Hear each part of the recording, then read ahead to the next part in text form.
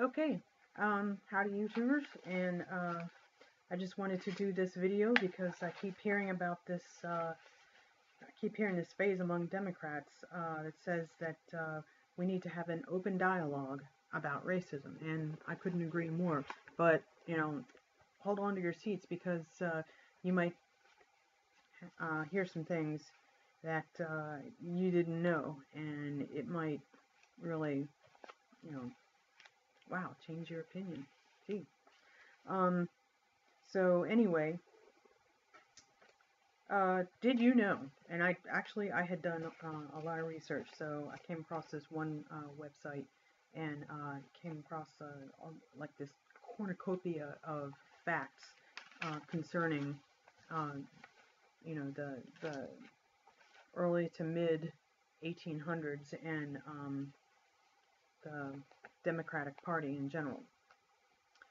Did you know? Everybody does know, African Americans came to America unwillingly, having been stolen and sold by Muslim slave catchers in Africa and African tribes to Dutch traders journeying to America.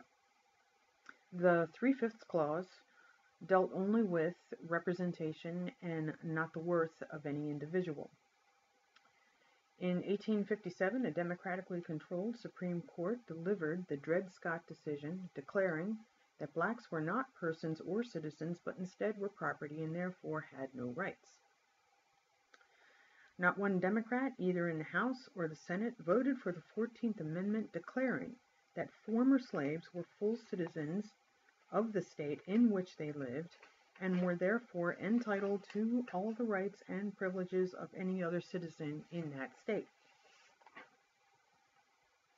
Not a single one of the 56 Democrats in Congress voted for the 15th Amendment that granted explicit voting rights to Black Americans. In 1866, Democrats formed the KKK to pave the way for Democrats to regain control in elections. George Wallace and Bull Connor were Democrats. In the 19th century, Democrats prevented Black Americans from going to public school. In the 20th and 21st century, Democrats prevented Black Americans trapped in failing schools from choosing a better school. In fact, Democrats voted against the bill by 99%. Amazing. Jim Crow laws, poll taxes, grandfather clauses, literacy tests, white-only primaries, and physical violence all came from the Democratic Party. Between 1882 and 1964, 4,743 individuals were lynched. 3,446 of those were black, and 1,297 of those were white. Republicans often led efforts to pass federal anti-lynching laws, and Democrats successfully blocked those bills. Though both the Civil Rights Act of 1964 and the Voting Rights Act of 1965 were signed into law under Democrat President Lyndon Johnson, it was the Republicans in Congress who made it possible in both cases. Not to overlook the fact that the heart of both bills came from the work of Republican President Dwight D. Eisenhower. He also warned us against the military-industrial complex, and we are way over our heads in on that. In the 108th Congress, which wasn't too long ago, when Republicans proposed a permanent extension of the 1965 Voting Rights Act, it was opposed by the Congressional Black Caucus, composed of only Democrats. Following the Civil War, Frederick Douglass received presidential appointments from Republican Presidents Ulysses S. Grant, Rutherford B. Hayes, and James A. Garfield. Democratic President Grover Cleveland removed Frederick Douglass from office, but Republican President Benjamin Harrison reappointed him. Very few today know that in 1808, Congress abolished the slave trade altogether. Even though slavery had not been abolished in all the states, things were definitely moving in the right direction at that point. By 1820, most of the founding fathers were dead, and Thomas Jefferson's party, the Democrat Party, had become the majority party in Congress. In 1789, Congress passed the Northwest Ordinance that prohibited slavery in a federal territory. In 1820, the Democratic Congress passed the Missouri Compromise and reversed that earlier policy, permitting slavery in almost half of the federal territory. In 1850, Democrats in Congress passed the Fugitive Slave Law. That law required Northerners to return escaped slaves back into slavery or else pay huge fines. Because the Fugitive Slave Law allowed free blacks to be carried back into slavery, this law was disastrous for blacks in the North.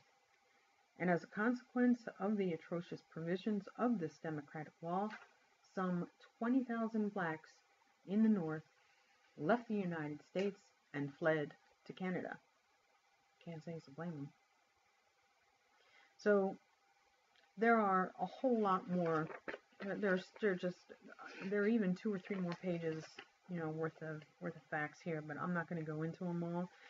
I would suggest that if you want to know somebody who's right up there with Frederick Douglass and Booker T. Washington and Martin Luther King, that you research this fella here, Hiram Rhodes Revels. He was America's first black U.S.